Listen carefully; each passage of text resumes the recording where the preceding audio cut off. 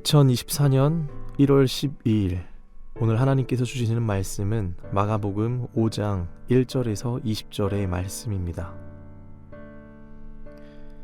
예수께서 바다 건너편 거라사인의 지방에 이르러 배에서 나아오심에 곧 더러운 귀신 들린 사람이 무덤 사이에서 나와 예수를 만나니라. 그 사람은 무덤 사이에 거처하는데 이제는 아무도 그를 쇠사슬로도 맬 수 없게 되었으니 이는 여러 번 고랑과 쇠사슬에 매였어도 쇠사슬을 끊고 고랑을 깨뜨렸음이러라. 그리하여 아무도 그를 제어할 힘이 없는지라. 밤낮 무덤 사이에서나 산에서나 늘 소리 지르며 돌로 자기의 몸을 해치고 있었더라. 그가 멀리서 예수를 보고 달려와 절하며 큰 소리로 부르짖어 이르되 지극히 높으신 하나님의 아들 예수여, 나와 당신이 무슨 상관이 있나이까? 원하건대 하나님 앞에 맹세하고 나를 괴롭히지 마옵소서 하니, 이는 예수께서 이미 그에게 이르시기를 더러운 귀신아 그 사람에게서 나오라 하셨음이라. 이에 물으시되 내 이름이 무엇이냐?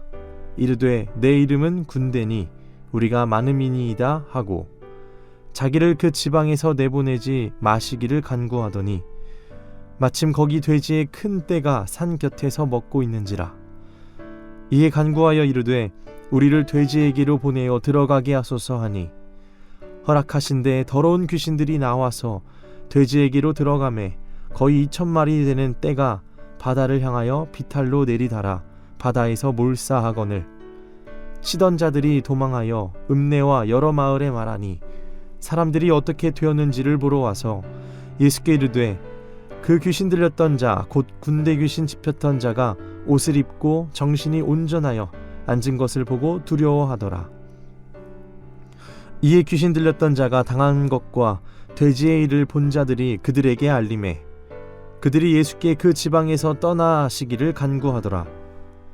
예수께서 배에 오르실 때에 귀신 들렸던 사람이 함께 있기를 간구하였으나 허락하지 아니하시고 그에게 이르시되 집으로 돌아가 주께서 내게 어떻게 큰 일을 행하사 너를 불쌍히 여기신 것을 내 가족에게 알리라 하시니 그가 가서 예수께서 자기에게 어떻게 큰 일 행하셨는지를 데가볼리에 전파하니 모든 사람이 놀랍게 여기더라.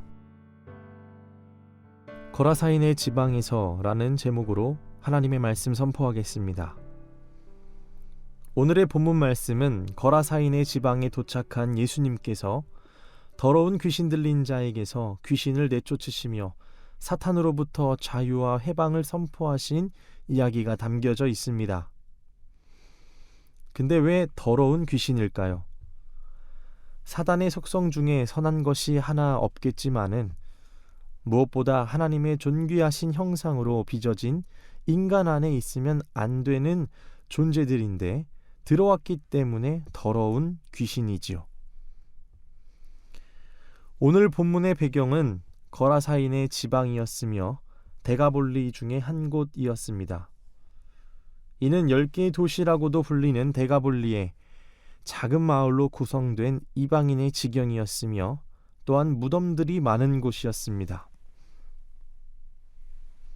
더러운 귀신 들린 사람이 무덤에서 거처하고 있었으며 쇠사슬로도 묶어둘 수 없었고 산에서나 무덤 사이에서 소리를 지르고 있었으며 돌로 제 몸을 상하게 하고 있었습니다. 여러분, 무덤은 어떻습니까? 오늘 이 본문에서 느껴지는 이 무덤의 의미는 죽음의 권세가 먼저 느껴집니다.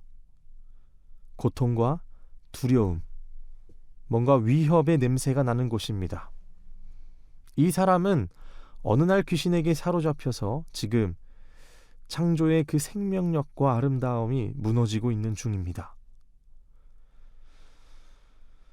사실 모양과 시대만 다를 뿐 오늘날도 악한 영에 사로잡힌 사람들은 이와 같습니다. 그 생활하는 곳이, 그 생각과 마음의 지경이 무덤과 같은 곳입니다. 생명력이 없고 아름다움도 사라져가는 모습입니다. 쇠사슬로도 묶어둘 수 없는 것처럼 그 어떤 힘으로도 통제가 안 되게 살아갑니다. 그러다 보니 그의 일상은 어떻겠습니까? 악학령에 사로잡히게 되면 일상이 아닙니다. 겉으로는 잘 사는 것 같지만 혼합적인 삶을 살게 됩니다.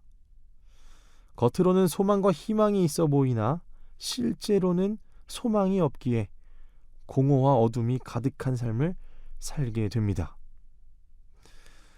저는 이 본문을 읽으면서 그 이유가 무엇일까 생각해 봤습니다. 이 소극적으로 생각해 보면 몸도 마음도 하나님과 멀어지며 이 사단에게 틈을 줬겠죠. 근데 좀 더 근원적으로 이야기하면 그 사람의 마음이, 그 존재가 어디에 소속되어 있으며 그 마음의 주인이 이 악한 영에게 빼앗겼기 때문이라고 할 수 있겠습니다. 여러분, 우리 인생 가운데 사람이 꼭 해결해야 하는 문제가 있다면 바로 소속의 문제를 해결해야 하는 것입니다. 우리의 존재의 근거가 어디에 소속되어야 하냐라는 말입니다. 그 사람의 이 존재의 소속의 문제가 해결될 때 그 사람의 주인의 문제도 해결할 수 있는 것입니다. 새로운 피조물로서의 인생이 시작됩니다. 그때 영원한 표대가 생기는 것이죠. 하루하루 소망으로 이겨낼 수 있는 능력의 인생이 시작된다는 것입니다.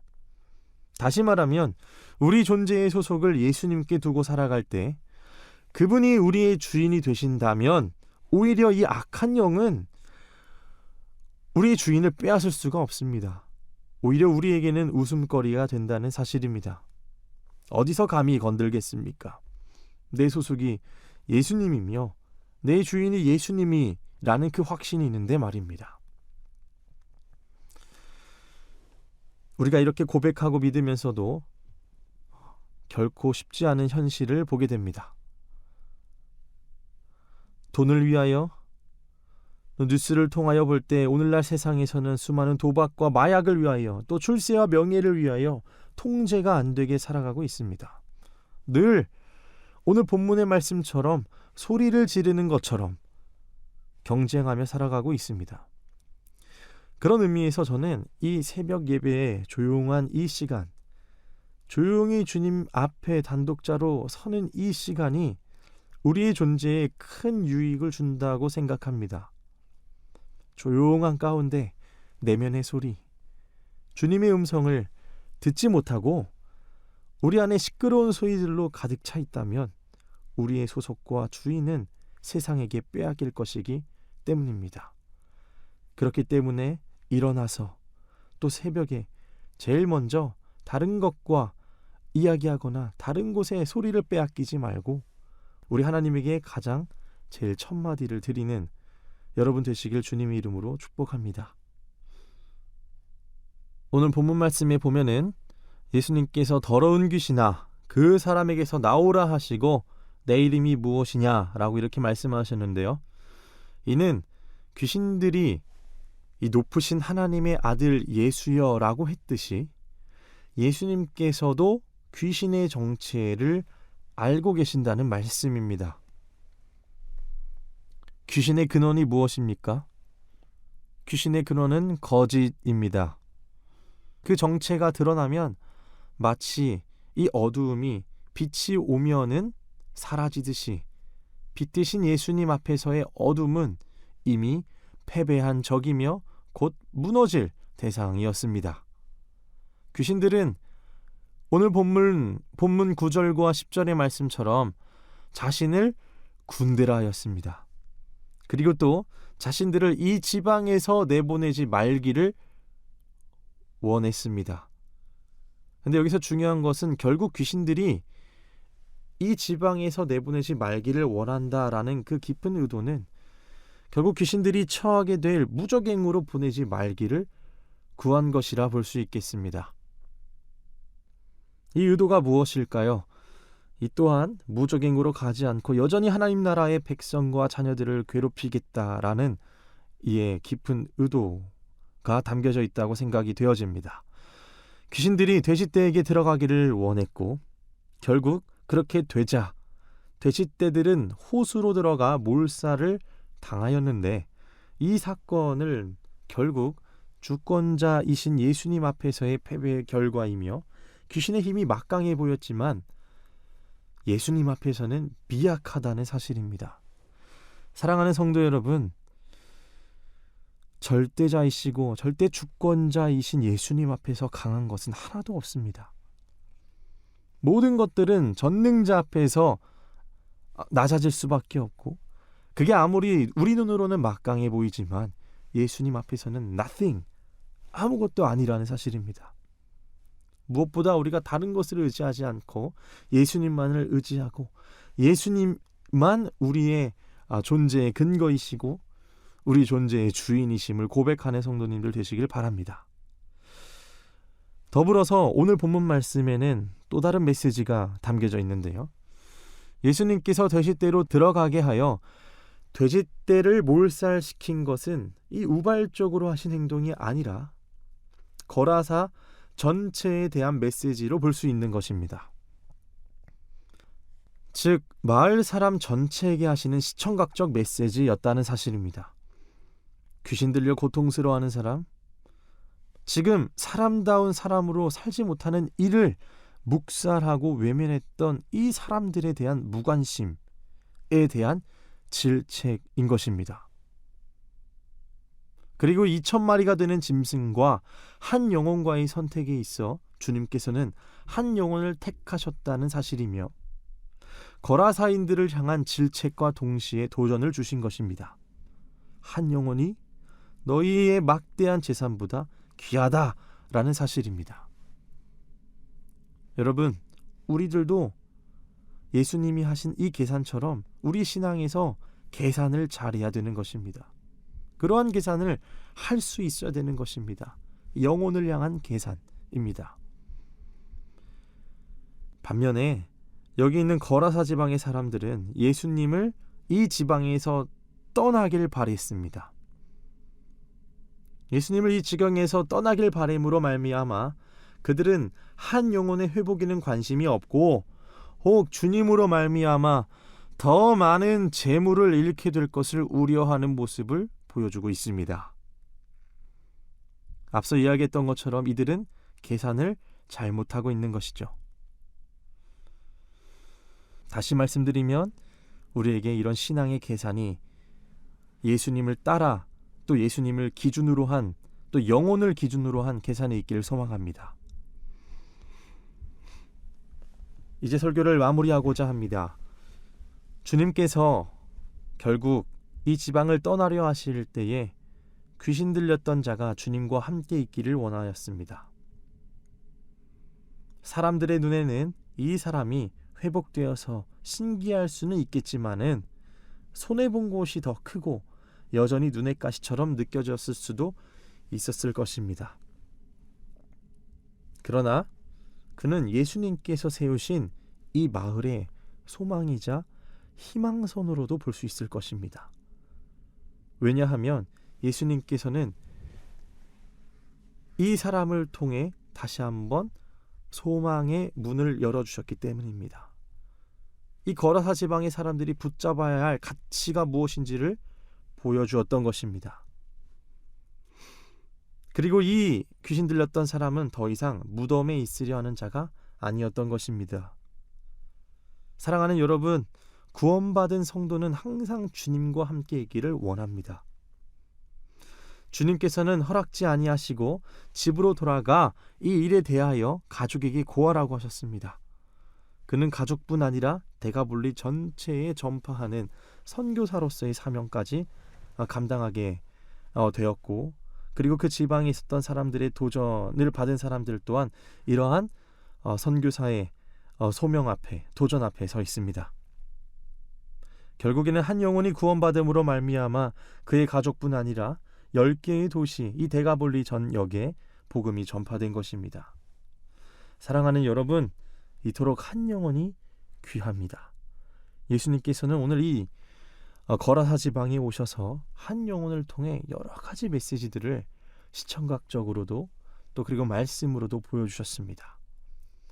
무엇보다 우리의 소속의 문제를 해결하고 그리고 우리의 주인의 문제가 예수님으로 확정되어 악한 영이 판치는 이 시대 가운데에 생명의 예수님을 붙들고 참된 주권자를 의지하며 하나하나 승리해가는 우리 성도님들의 삶이 되시길 주님의 이름으로 축복합니다. 기도하겠습니다. 사랑이 많으신 주님, 감사합니다. 오늘 거라사인의 지방에서 있었던 예수님의 모습을 봅니다. 예수님, 사랑하시어 그 무덤 속에 사람다운 삶을 살지 못하고 악한 영에 사로잡혀 살아가는 그 영혼을 불쌍히 여기시어 다시 한번 새로운 피조물로 새로운 삶으로 초대하시고 선물을 주셨습니다. 예수님의 그 십자가의 사랑과 은혜를 오늘 기억하옵나니 하나님, 우리가 온전히 소속을 예수님에게 두게 하시어 세상 가운데 승리할 수 있는 믿음을 우리에게 소유하게 하여 주시고, 어둠의 권세가 우리에게 판칠 때, 우리에게 다가올 때에, 거짓과 이간질과 두려움으로 나아올 때에 예수님의 이름으로 당당하게 물리치고 승리할 수 있는 용기를 우리에게 허락하여 주옵소서. 하루하루 주님께서 은혜를 베풀어 주시고 오늘도 그러한 능력과 소망의 하루가 되게 하실 줄로 믿사오며 이 모든 말씀 예수님의 이름으로 기도드리옵나이다. 아멘.